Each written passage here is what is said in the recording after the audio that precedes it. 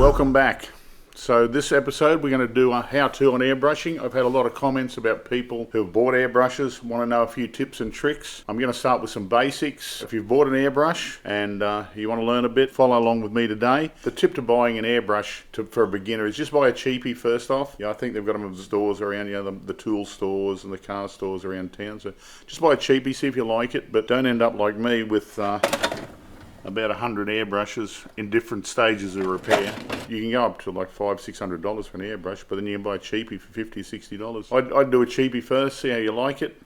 Same with paint. Just go and see if you can beg, borrow and buy a couple of little tubs of paint. I'd start with black and white to start off with. Just start with the basics and then you can go to colour after that. And compressor wise, you can run off an oxygen bottle. You can run off a small compressor. You can even run off a car tyre that's been overinflated if you're just doing a small bit. I've used them all and I prefer a compressor. Start off today by doing a skull. I was going to use one of my skulls, but I thought I was going to draw it, and I thought, well, a lot of people aren't real good at drawing things. I thought, why not Google an image? So we've got a basic image off the interweb. So I'll show you how I start making my stencils, and then we'll do a bit of airbrushing and follow along and follow these steps. I think anyone can do a skull at the end of the day. I've made a couple of copies on the Magic Photocopier. Some of these I'll use for reference, but because we're going to just do this in black and white today, one stencil will be for black, one stencil will be for white basically. I'm just going to cut out the darker areas, the eye sockets, the nose socket, around the teeth, the jaw socket, around the back and the jawline, and then around the edge of the whole skull. So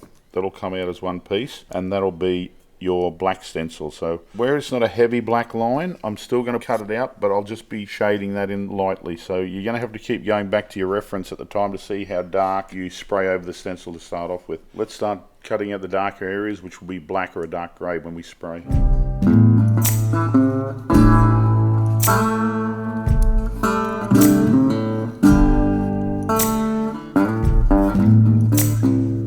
I'm using a little bit of artistic license here, so I'm just trying to follow the darker lines in the skull. So even though this looks like a circular eye socket, it comes around to about here, and then I'll go into the darker area like this. And also when I'm cutting, I use a jagged cut like that most of the time, especially in something organic. Nothing is so smooth in nature. That cut there is, because I want a very fine line here and it's hard to see your cut, you can flip it over and it's a lot easier to see your cut line. So if you're only doing a fine cut line, you can come back in and go really close to your first cut and get a reasonably thin line just on the stencil. And it's very hard to do this way because you've got a lot of black lines, so you can't really see from this side. So I'll just do one through here. We'll do this crack. So you can see that line quite easily now. So you just come alongside it 1 or 2 mil away using a jagged cutting, and then when you airbrush through, that'll be a nice fine line. And same with the big areas. If the piece doesn't fall right out, you can turn it around and see the bits you've missed, so you can just go around and find the bits that are still connecting, pull them out, flip it back. Now this eye socket, I'm only going to do this halfway, the same as I did the other one, because it's going to be blended out. So I'll just do the dark area like this. So we've done this piece. The cracks, I think we'll do most of the cracks freehand. I'll just do a couple more. This paper is only just copy paper. Now here's a soft area up here. So I'm going to cut this as a stencil, but I'm going to refer to the original picture to see which way it's blended. So I could do that in a very light grey or very soft shade first off, then blend it out. So now the teeth, I think the best way to do repetitive teeth, I'll go do the same cut on each tooth coming down, just because there's so many of them. Then I'll flip it and I can see the fine cut, so then I'll just come back in. So this does a fine line for around the teeth.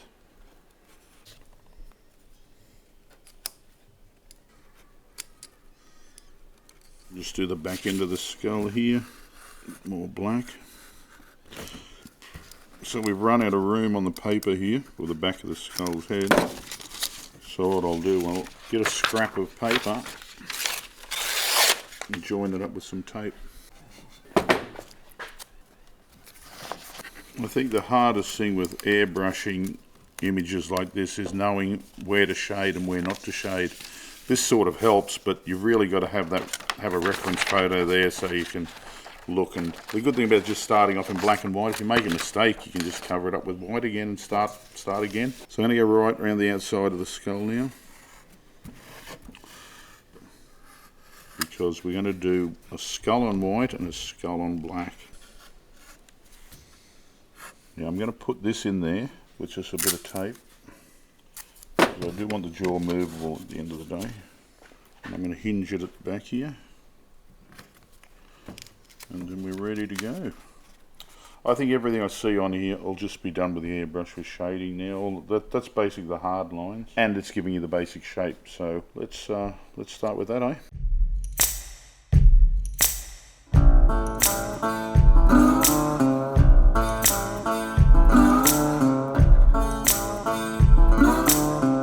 Okay, before we start creating skulls, let's do a couple of basics.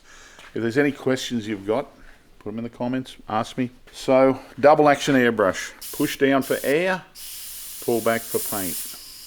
Now the paint in here is very thin. The thinner, I find it the thinner the better, but if it starts blowing out, by blowouts I mean where it goes to basically splatters. It's got to be a smooth, and if it's too dry, you'll end up with big dry areas, and it'll be too thick to go through the nozzle and do a reasonably fine line. So you've really got to play with it. But I'd start very thin. This is base coat. This is automotive paint. I just use a GP thinner. The water-based airbrush paints you get, if you use them, they're very good. Some of the pigments are unbelievable, but make sure you clean out your airbrush very well with the water base, because if it dries, it turns to like a latexy sort of substance. It's hard to clean out. The good thing I like about using base coat is thinners always melts it, whether it's rock hard. So after I finish airbrushing, I simply soak the tip of the airbrush in some thinners and blow, and I've got a pot full of thinners. I blow that through too to clean it. Well, you just want to start with some lines and try and go as thin as you can, and then as you bring it back, you can go from this width to this width with a single stroke on a double action. And dots help you with your control. And also, if you're doing a long line, run through it first so the airbrush doesn't hit anything. I hit the bottom of the easel a lot because I don't run through first. So as I pull away there, I'm reducing the amount of paint coming out. Same air pressure, different amount of paint. So that's all in trigger control. So back is for paint, down is for air. Yeah, the further you pull back, the more paint you're going to get, more fluid to the nozzle. Air pressure I usually keep around the same, because you just push down for air, so it's almost a constant amount of air. It doesn't matter if you're doing a fine line or a heavy line. Okay, so another thing you're going to find handy is, they call them freehand stencils. So you'd hold that in one hand. Say you're coming up to a line. You want to have the shading going away from there without having to control the airbrush like this. You can simply put the stencil on there and blow it away and get a clean edge. I'll use some of these techniques for the skull. There's also a lot of little tricky things you can pick up. You can even do a couple of curved lines in the middle of this stencil, and you'll have a line. If you're finding it hard doing a fine line, you could make some stencils in there and just hold it on the job and get a fine line that way. I haven't done this for a while where I've used a stencil and done it this way, but I hope I'm explaining it well. We'll get to it, and yeah, it's been a little while. So we're going to use this piece of board. It's stretch canvas over a board, so it's got a texture on it. It'll be much the same as whatever you paint. If you're painting like motorcycle tanks or something, they have to be prepared, rub with 800 sandpaper, wax and grease removed, and then you can start airbrushing. So what I'm going to do, I'm going to put the outer stencil on this time, and I'm going to mask around it so we're not getting overspray over the stencil, behind the stencil. You can use a spray glue for the stencil. You spray the glue on, let it dry, and it goes tacky, so you can just stick that and it won't move. I'm just going to try and loose lay it today, but if you want those really crisp lines, you can use spray glue, and it's water based, so if you get any glue on the job later on, you can wash it off. So I'll lay it loose on here. I'll just tack it on there. I'm using a little bit of tape. It only has to be tacked on there. We're just going to back mask it with some paper to stop any overspray. It'll just be on there loose too. Because we're using a light background, it's important to stop any overspray, but if you're working on a dark background, it's not that important because it's all shaded. Now this will get some overspray underneath it, but that doesn't matter because it's all part of the airbrushing process. Put in the inner one. I'm just going to tack that in with a bit of tape. Now I'm going to start this with a very, very light spraying of black, except in the areas I know are going to be solid black. So in here is going to be reasonably dark. Around here will be reasonably dark. The back of the eye socket will be dark.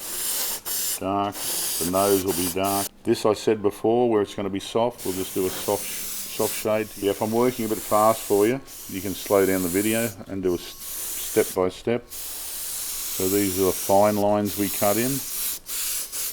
Okay, so we'll take that away now, and that should give us enough lines to work with. What I'll do now, I'll go around and do a soft edge.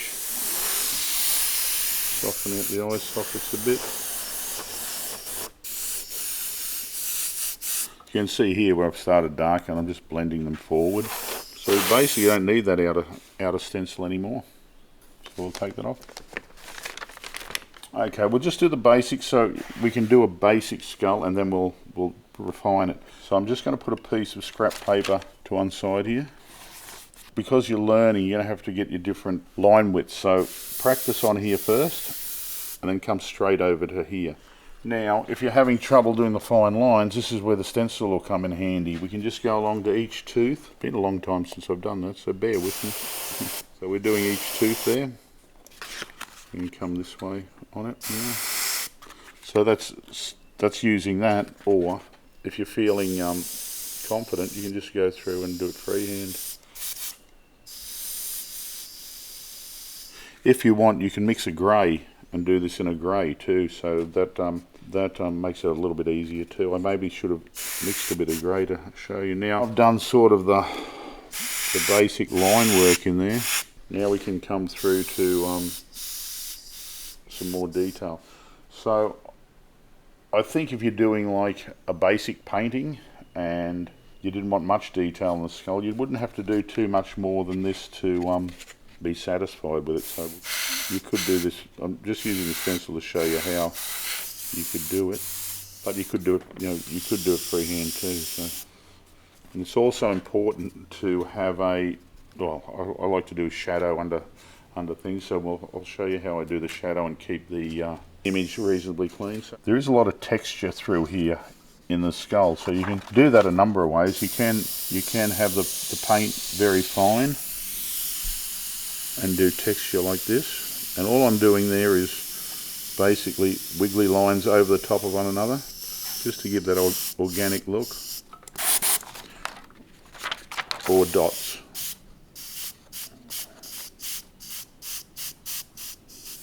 So going off this picture, there isn't much white in the skull, it's all pretty dark, so I'm just following the shading in the picture. Now here is reasonably dark, so I can see lines coming up here from the teeth, so we'll get all those in. This is basically how I did them freehand, but I've got the reference and the stencil already there. So. Now the eye is very dark around here, it just leaves a halo of bone around there, so we can do that like that. Now there is a crack through here, so I'm going to do this freehand, but I'm going to add a few more textures to it, so I'm just going to...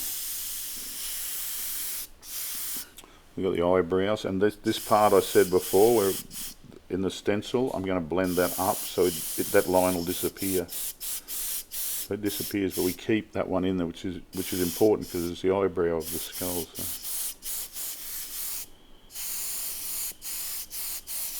Bit of texture inside the eye, and this crack here I'll enhance that a little.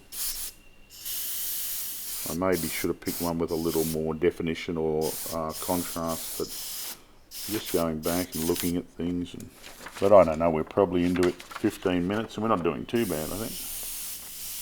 We can just add texture all over the skull if we like.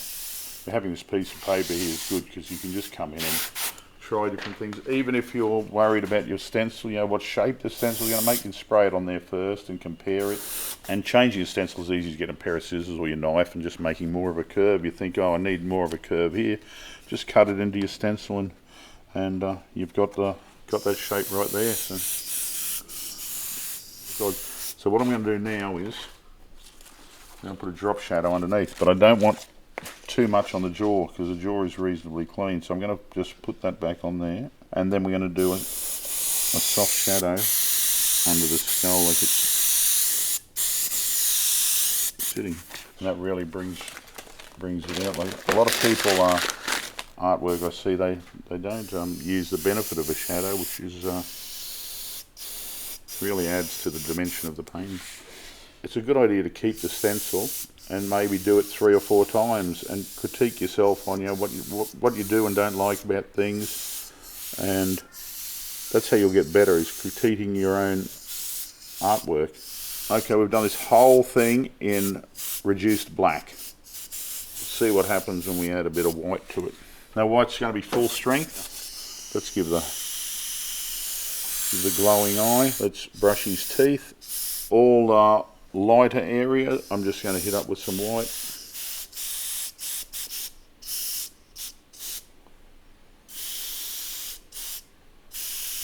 And because the stencil was so clean, we haven't needed much white. Don't forget to sign your name.